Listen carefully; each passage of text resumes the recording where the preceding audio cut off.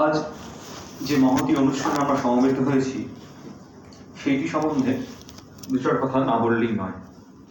স্বামীজি বলতেন, মানুষ চায় আর সব হইয়া যাইবে। বীর্যবান, সম্পূর্ণ অকপট, তেজস্বী, বিশ্বাসী যুবক আবশ্যক।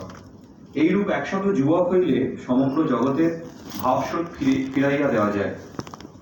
স্বামীজির এই যে আহ্বান, তারই পরিপ্রেক্ষিতে লোকশিক্ষা পরিষদের সাথে যুক্ত যে গ্রামীণ যুব সংগঠন, তার অন্তর্ভুক্ত 6 থেকে 14 বছর পর্যন্ত শিশু, কিশোর ও যুবক যুবতীদের শারীরিক, মানসিক ও বৌদ্ধিক নেতৃত্ব বিকাশের মাধ্যমে ভাবী দেশ সেবক তৈরির লক্ষ্যে এই চলমান বাহিনী কাজ করে চলেছে প্রায় দীর্ঘ 6 দশকের অধিক কাল ধরে। মূলত 1957 সালে ইনস্টিটিউট অফ সোশ্যাল এডুকেশন এবং রিক্রিয়েশনের মাধ্যমেই এই লোকশিক্ষা পরিষদের পথ চলা শুরু, যার